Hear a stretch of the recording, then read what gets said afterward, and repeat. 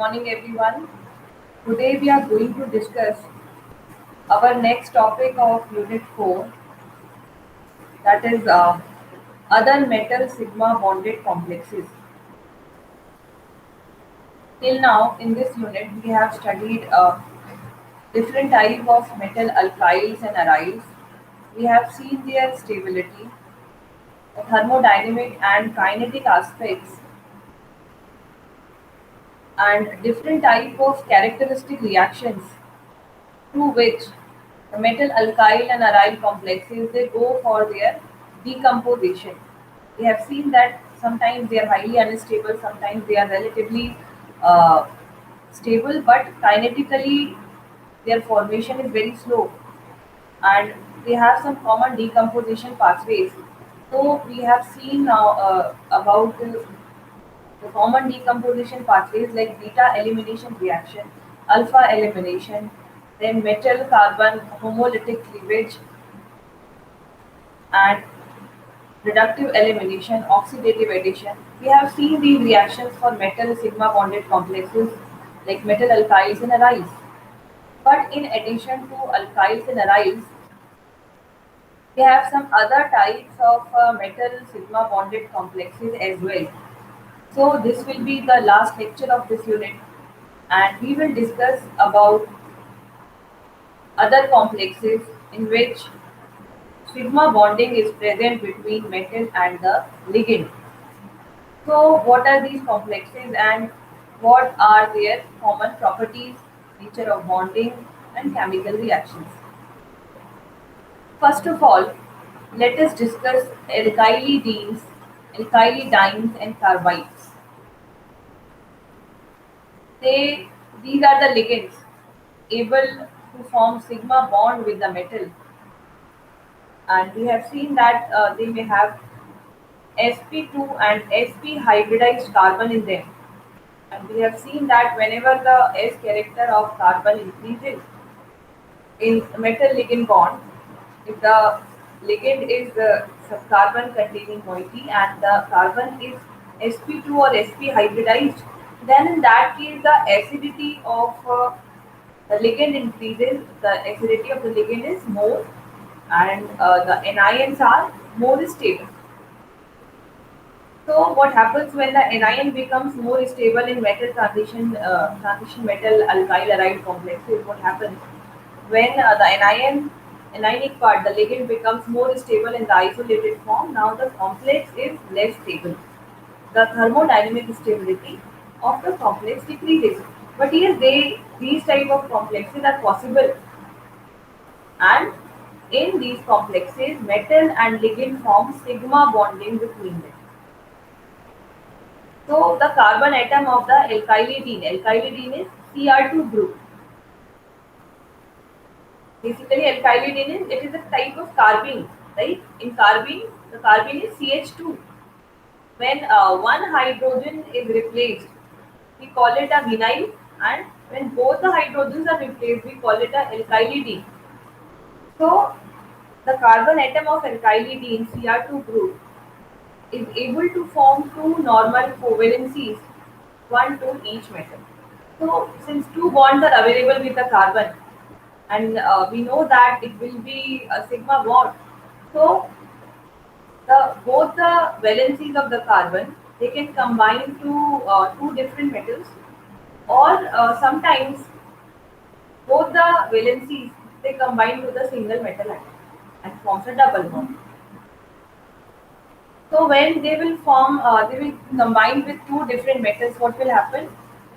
They will behave like a bridging ligand when the Cr2 group combines with two different metals. So it will be what? It will be a bridging ligand. When only one metal is involved in the bonding and both the bonds are with one metal, then it will act as a terminal ligand. So the alkylidines are able to form both, uh, able to behave like a bridging ligand as well as a terminal ligand. In terminal ligand, both the double bonds are formed with the same metal, and in the bridging ligand, what will happen? In the bridging form, they will make one bond to each of the two metals. So, like in case here 3.16. complex 3.16, you can see the alkylidene group CH2CH2. It has two bonds that are formed with the two metals. So it is behaving like a bridging ligand between two metals. The alkyl dienes or Cr. Now three valencies are free, right? Three valencies. Carbon has four valencies. Now three valencies are free. So it can form a triple bond to the carbon. So it can also behave like a terminal ligand when all the three bonds are formed with the same metal, and it can also act as a bridge, and it can bridge between three or two metals. So again, the alkyl dienes, they are also able to form. They are also able to behave like a bridging ligand or as a terminal ligand. So example is like you can see 3.17 where the carbon having only one alkyl group attached Cr, three valencies are free and all the three valencies they are combined with one metal atom each. So in this case the ligand is behaving like a bridging ligand. 3.18 carbon is forming two sigma bond with two metal atoms and one bond that is free. It is actually what? It is a pi bond here. And in the next example, all the three bonds are formed with the same metal atom. So here the alkyl diene is behaving like a terminal ligand. Now the carbon atom can bridge four metals. An example is here. It can also bridge four metals, but is more commonly found in metal clusters which are complexes that contain two or more metal-metal bonds. In the example shown 3.21, the carbon is 6 coordinate. So carbon, we know that carbon can increase its valency up to 4. It has a valency of 4 and it can combine with the 4 different metals. The example is this mercury complex 3.20 where carbon, all the 4 valencies of carbon are combined to 4 different mercury atoms. And sometimes it has been seen that carbon can exceed its valency. It can go as a 6 coordinate, like the example given here, 3.21. So here you can see carbon is there at the center of the metal complex, and it has combined with 6 different ruthenium metals. So in addition to these, we also have different sigma bonded ligand. First of all, let us discuss group 14 elements. And group 14 elements, the closest non-carbon analog of metal alkyl is the metal silyl. When this carbon is replaced by the silicon atom, because they are what? They are group analog. They are very similar in their properties, and silicon is able to form so many type of compounds that are similar with the carbon compounds. Here the SiR3, R could be any alkyl group, aryl group or OH. Trimethyl silyl transition metal complex. What is this? Trimethyl silyl. And this ligand is combined with some transition metal. So when this R is methyl group, the trimethyl silyl transition metal complexes are much more numerous than the complexes of tertiary butyl group. So even the tertiary butyl group is not able to form that much number of complexes with the transition metal, like in case of SiR3. Stable complexes, when we have tertiary butyl group, they are very rare. And why is it so? Because the beta elimination involving Me3Si is inhibited by relative instability of Si double bond carbon double bond. The silyl complexes is also sterically congested than the CMe3 group because the MSI bond is much longer than the MC. Why? Because the carbon is having lesser electronegativity now, so the bond will be longer. And what will happen in case of, suppose tertiary butyl group has formed some complex with the metal, what will happen? In that case, the beta elimination pathway is very easy. Why? Because the tertiary butyl group will easily separate from the metal and form a tertiary carbocation which is very stable. But in case of this SiR3, the beta elimination pathway is not very common. It is inhibited. Why? Because when it gets separated from the metal atom, now the Si double bond carbon, they are really unstable, and that is why what happens, when the metal complexes are formed, they are very stable and they are known to exist.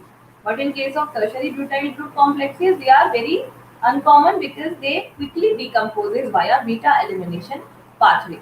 We have seen that the stability of a complex actually depends how easily it undergoes decomposition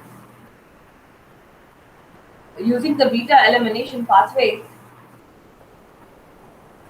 Another reason is the sterically congested SiR3 group is less sterically congested because silicon atom is of greater size and the metal silicon bond is also longer. Similarly, we have if we go down to the group, there is lead and tin, and among these, the tin is also known to form complexes. SnR3 complexes are also known. An important class consists of SnCl3 complexes.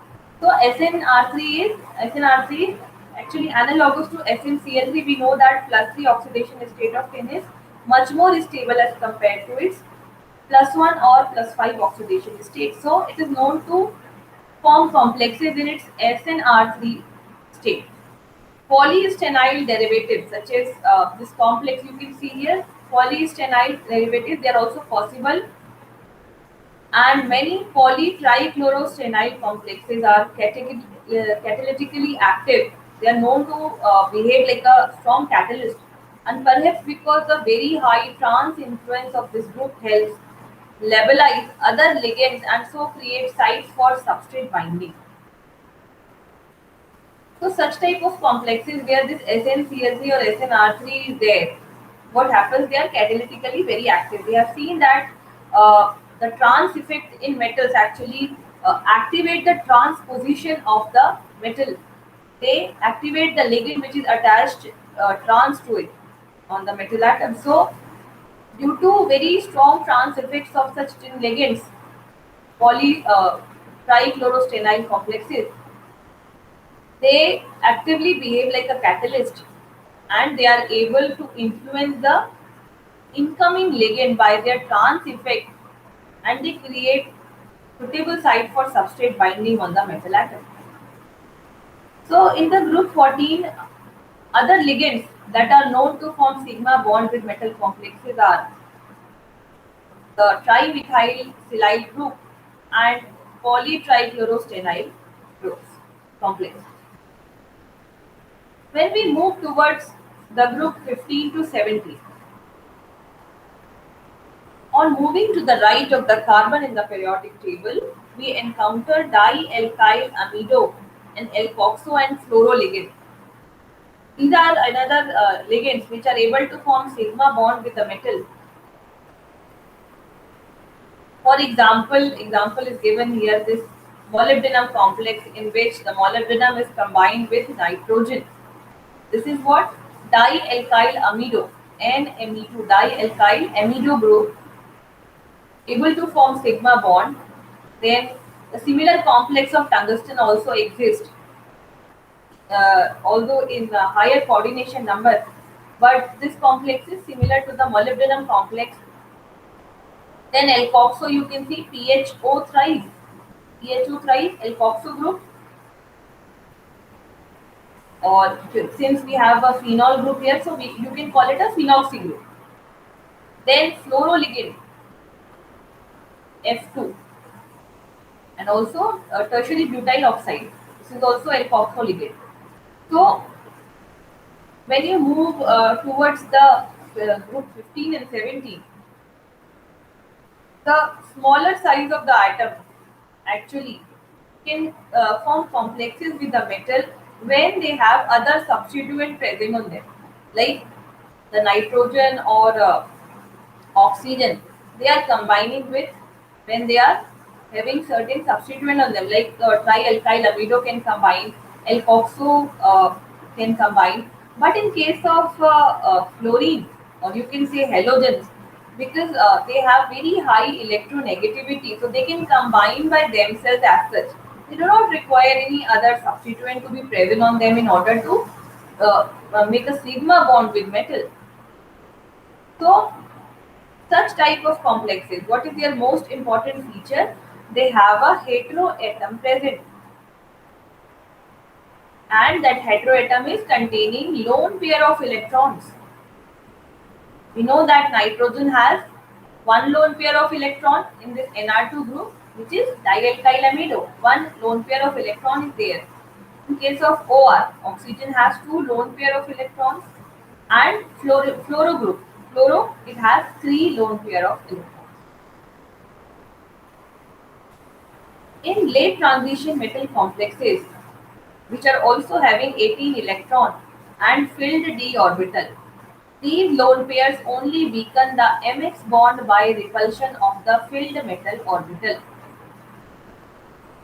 Now, if you talk about the late transition metals are like you can see platinum, mercury, palladium, cadmium. They are late transition metals, and when you move towards the late transition metal, what happens? Their size decreases and their metal orbitals are now completely filled. So, what type of ligands they want to combine with? They want a ligand which is having some acidic character, which is having a electron deficiency, and which can combine with the metal by back bonding. Right? We have seen p-pi d-pi bonding. So, in case of late transition metals, the only stable complexes known, they are those in which the ligand can accept the electron from filled metal orbitals. But right now in these cases, like in dialkyl amido, in alkoxo or fluoro, they all already have their orbitals filled. They do not have empty orbital to accept the electron from filled metal orbital and form a back bond. So that is why they are not able to form stable complexes with the late transition metals. And they known to combine only with the early transition metals, and that also with like in case of molybdenum, tungsten, these type of complexes are known. So in that case, what happens? The back bonding is not required as such. So in case of late transition metals, these type of ligand, those belonging to group 15 to 17, they only weaken the MX bond by repulsion. Their lone pairs repulse the electrons present in the filled metal orbit. So here you can see this oxygen is forming a sigma bond. The oxygen is forming a sigma bond with the metal. And now what happens? Because it already has a lone pair on it. What will happen? The lone pair on the oxygen will repel the filled metal orbitals. But what happens in case of early metals? Like I told you, the complex is often D0. Complex is often D0 in case of early metals, because they attain their maximum possible oxidation state by losing all the electrons, like in case of scandium, in case of titanium, like you have seen in case of molybdenum, they will lose all their electron. All the 5 electrons are lost, and the metal exists in the D0 configuration, and it also has less than 18 electrons. So what will happen? There are therefore empty d pi orbitals available which can accept the electron density from the lone pair of X, and therefore it strengthens the MX bond. This shaded lobe represents the filled orbital. So oxygen has also filled orbital, metal has also filled orbital. What will happen? They will repel each other.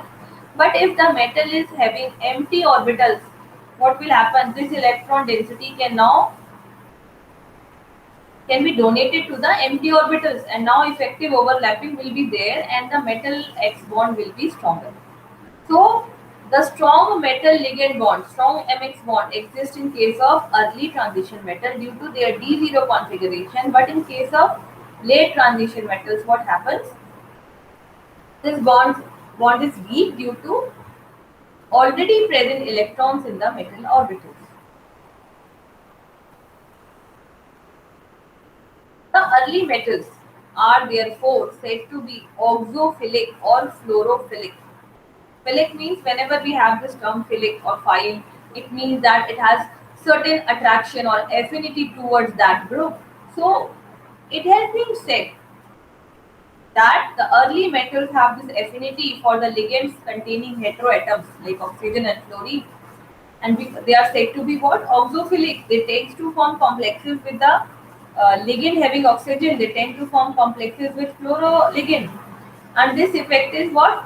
It is one example of a general difference between early and late metals, and it shows how the organometallic chemistry of early transition metals is different from that of the late transition metals. Another reason for this is early metals, they have more electropositivity in them. Okay, when you move from left to right in the periodic table, what happens? The electropositivity decreases and electronegativity increases. So when you come from early to late transition metals, what will happen? The early metals are more electropositive and late metals are less electropositive. So if a metal is more electropositive, what it will do? It will lose all its electrons and it will exist in the high oxidation state. So in case of early metals, due to their high electropositivity, they exist in high oxidation states that could be even +5. So and even it could be +6. Sometimes in case of manganese, it has been seen the maximum possible oxidation state could be +7 as well. So due to this reason, the early metals have exist in the high oxidation state, and therefore what they do, they attract the electron density from such ligands. Those are having the heteroatoms like nitrogen and oxygen. And so what happens? Hard pi donor ligands such as Nr2, Or, and F are favored. They favor what? They favor hard donor ligands. Hard is we have seen the hard acid and base concept. Hard is when the species is smaller in size and the charge is concentrate over there. It is accumulated over the species, and it is soft when the size of the moiety is large, the species is of large size, and the charge is delocalized. So it does not matter we are talking about positive charge or negative charge. Okay. In case of acids, we are talking about the positive charge. In case of base, we are talking about the negative charge. So, irrespective of whatever charge we are talking about, if the species is smaller in size and charge is accumulated over the species, then we call it a hard species, hard acid or hard base. And if the species is of larger size and the charge is dislocated, diffused, so we call it a soft species, whether it could be a soft acid or soft base. So we know that our early transition metals are hard bases, hard acids, so they prefer hard bases. But in case of late metals, they are more electronegative. Now the electropositivity has decreased and merely they exist in their +2 oxidation state. Uh, like in case of silver, cadmium, platinum, palladium, mercury, what is their most stable oxidation state? It is simple +2, because they are now more electronegative. They have lost their electropositivity, and therefore what will happen if the metal is losing only 2 electrons and its highest oxidation state is +2, then what will happen? The s and p orbitals will have electrons right now. They will have filled electron, and some electrons will also be there in the d orbital. So what will happen? They already have electrons in their d orbital. They do not exist in d0 configuration.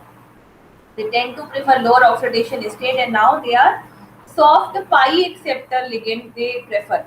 such as carbonyl. Like we have seen, carbonyl generally forms bond with the late transition metals. Why is it so? Because it is able to do back bonding. D pi p pi bond. The d pi electrons of metal are donated to the empty p orbitals of the ligand. So that back bonding is possible in case of a soft pi acceptor ligand, and they tends to prefer such ligands. The amide, alkoxo, and fluoro complexes of late metals are known. Still, some of the metals can form complexes with such ligands, but we have certain special situations where the 16 electron metal can accept some of the heteroatom lone pair electron density. When it is possible, when the late transition metal will form complexes with such ligand, the condition is when the metal is deficient of electron.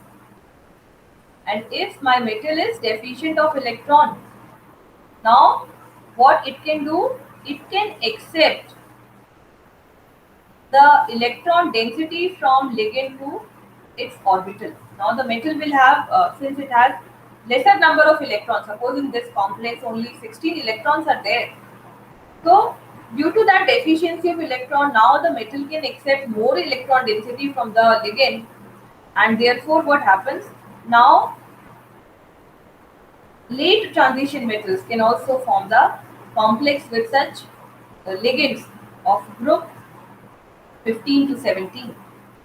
In case of this iridium complex, you can see here, since only 16 electrons are there, so what happens now, the lone pair of chlorine, they can be back donated, they can be donated to the empty orbitals of ligand because it is 2 electron length, and therefore this complex is now possible. So even the late transition metal can form complexes with such ligands having heteroatoms, but in only certain conditions. Otherwise, what they usually prefer, they prefer soft pi acceptor ligands. Now, there are interesting structural consequences of this type of binding, especially in early metal complexes and with bulky alkoxides. Bulky alkoxides, like you can see, tertiary butyl oxide. This bulky tertiary butyl is already a bulky group. So, tertiary butyl oxide, it is a bulky ligand, and when such type of ligand combines with the metal, important different structural features are observed. The MOR angle tends to be larger than the usual tetrahedral angle. It should be a tetrahedral one, but large angles uh, larger than the tetrahedral angle are observed, and even it could be 180-degree. Why it is so? Because the MOR angle, it becomes larger due to electron repulsions. The oxygen rehybridizes from sp3 to sp2 or even sp. Sp hybridization very uncommon in case of oxygen, so as to put one or both of the lone pair in p orbitals, which makes them more available for overlap with the empty metal p orbitals. This in turn makes MOR angle open to 120-degree, like in case of 3.28, complex number 3.28, the angle is MOR angle is 120-degree, and in case of 3.29, the MOR angle is 180-degree. So here what is happening, the oxygen is changing its hybridization from sp3 to sp2 and then sp, and that makes it easy for the oxygen to put its lone pair of electron in the p orbital, and now these p orbital can effectively overlap with the metal d orbital. So it has changed its hybridization, and therefore the bond angle changes here, and the interesting structures have been observed. So in case of this, what is the bond angle? 120-degree is the bond angle, and 120-degree bond angle exists in the sp2 hybridized state, right? And here the bond angle is 180, and 180 bond angle is there in the sp hybridization. So This happens when we have any bulky alkoxide group. This happens in case of bulky alkoxide. Now let us talk about group 12 to group 13, moving to the left of the carbon. So here what happens, the boryl group Br2, it has an empty p orbital and it is able to accept back bonding electron from a late transition metal. Now see, this case is now so clear to you that early transition metals, they don't have excess of electron, but late transition metals, they have so many electrons and in low oxidation state, so they need to adjust those extra available electron in their orbitals. So they will seek a ligand that can actually adjust those excess electrons in their orbitals. So Br2, boryl group, it has empty p orbitals and therefore it can do what? It can accept the electron density from metal. So now the back bonding is possible and therefore such type of compounds are possible. Mx bond, where X is itself a metal, have special properties, and in the case where X is AuPPH3, like triphenyl phosphine is attached to the bond. L represent here the triphenyl phosphine. The ligand is small enough to form polyaurated derivatives. This polyaurated derivatives, which show some resemblance to polyhydrides. And this is what? This is a metal cluster where gold is bonded to a ligand and also they are forming bonds with themselves. Gold atoms are attached together, also they are attached to some ligand. So such type of metal clusters are also possible when you move towards the left of the carbon, and example is like a boryl group. The ligand is so small and it can even exist in the form of metal clusters. Now we have some other type of sigma complexes as well, and generally what happens in case of sigma complexes, they contain ligands of a type XH that bind by donation of the XH sigma bonding electron in 2 electron 3 center bond to the metal. These are again a type of sigma complexes. XH is the bond and 2 electron 3 center bond is present. Only 2 electrons are shared by the 3 centers. They are considered neutral to electron donor L-type ligand, and the examples are where X is like X is it can be a hydride, silicon, tin, boron, phosphorus, but at least one hydrogen normally has to be present in the ligand. But they should have at least one hydrogen. That X could be any of the metals, any of the atoms, like it could be H, silicon, tin, D, P, boron, phosphorus. It could be anything. So they are another category of sigma complexes where one of the atom is hydrogen and they form a 2 electron 3 center bond with the metal. The hydrogen atom has a small atomic radius and carries no lone pair or other substituent, allowing the hydrogen end of the XH bond to approach close to the metal and so allow the metal filled m d pi orbital to back bond relatively strongly only into the lobe of the XH sigma star orbital that is located on the hydrogen atom. So this hydrogen atom, because it has a small radius and it has no electrons, it has only one electron which it has already given. So it carries no lone pair of electron or other substituent. Due to this special reason, due to this specific property, this hydrogen is small in size and it has no electrons. So now it will approach closer to the metal. And what will happen now? The allow the filled m d pi orbital. If metal has filled d orbital, then the back bond can be formed with the hydrogen. How? By donating the electron to its sigma star anti-bonding orbital. Sigma star anti-bonding orbital of hydrogens are available because they don't have any electron. The orbitals are empty, and its size is also really small, so it can approach near to the metal, and therefore the band bonding possibility is more in case of such ligands. This leads to a canted side-on structure where the H is much closer to the metal than the X group. Here you can see H is closer, more close near to the metal atom as compared to this X, and the reason is this type of d-pi sigma star bonding. Okay, here what orbitals are involved? We have seen d-pi p-pi back bonding. This is d-pi sigma star bonding, and it is possible when the XH type of ligand are attached to the metal by sigma bond. Now, this thing is very much similar to the agostic interactions. We discussed agostic interactions yesterday, and in such type of ligand, what happens? The CH bonds are the MCH interaction exists. The ligand is having hydrogen. CH bonds are there,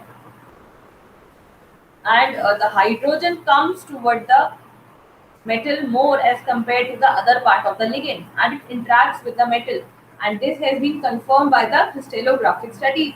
So such type of species are agostic species. Such complexes are called agostic complexes, and such ligands are called agostic ligands, where a ligand is already firmly bound to the metal. A CH bond of that ligand can much more commonly bind to the metal, and especially when such agostic interactions exist when the metal fragment has 16 or fewer valence electrons, and it has the capacity to get two more electrons. So what happens when the CH type of ligand is attached to the metal by sigma bond? The H part of the ligand come closer, and now it will donate its two shared pair of electrons to the metal itself, especially when the metal is deficient in the electron. If it does not have 18 electrons, then such agostic interactions are much more common. So what happens? These are the agostic complexes, and the CH sigma binding occurs as a part of chelating system. This you can compare such interaction with the chelating system, where the chelating ligand is attached to a metal, and it is combining the metal at different sites and holding the ligand tightly. So similarly, the agostic interactions are there, and they hold the metal atom so tightly. So in case of agostic alkyls, that has already been mentioned, but many other type of ligand behave in this way. So we have examples in the next slide. The reversible oxidative addition and reductive elimination occurs sometime in these agostic interaction, and we call it fluxionality. So fluxional ligands are those which rapidly changes their configuration. And here in the next slide I am showing you the example. This occurs due to the reversible oxidative addition and reductive elimination. And you can actually confirm this fluxional behavior by NMR spectroscopy. So this is the fluxional behavior. What happens? You can see this is iridium complex, this is CH, and this H is actually more near to the iridium as compared to the carbon, and it is forming what? This is a type of fluxional behavior where, agostic interaction. This H is donating its electron to the iridium because it is having lesser electron. It does not have 18 electrons. It has 16 electron, and therefore the hydrogen is donating its electron to the iridium. And at the same time, what happens? This is shifted as this hydrogen is now shifted to carbon again, and what happened? This is a rapidly changing configuration. So these type of behavior can be easily detected by NMR spectroscopy. Now let me ask you two questions quickly. Just give any example of a sigma bonded ligand. Any example of sigma bonded ligand that we discussed today, other than alkyls and aryls? Today we discussed so many ligands that are sigma bonded. So, give any example of them.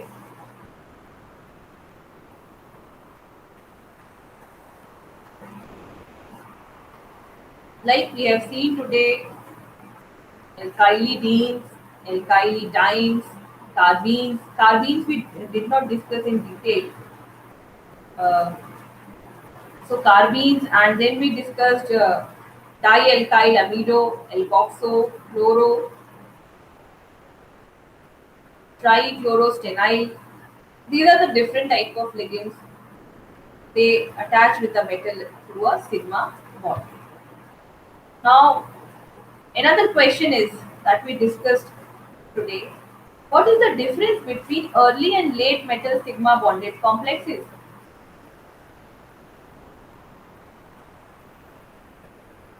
When we talk about the early metals and when we talk about the late metals, they both are able to form sigma bonded complexes. But what is the basic difference?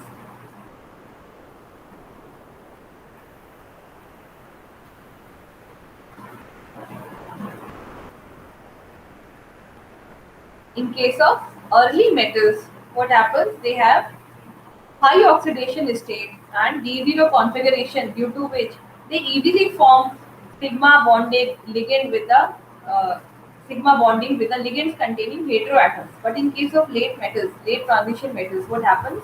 They have filled d orbitals. They have electrons in their d orbitals, and therefore they are seeking for some ligand which can accept their filled electrons.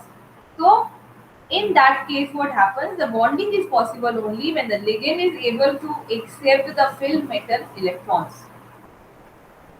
and it should have certain electron deficiency in it.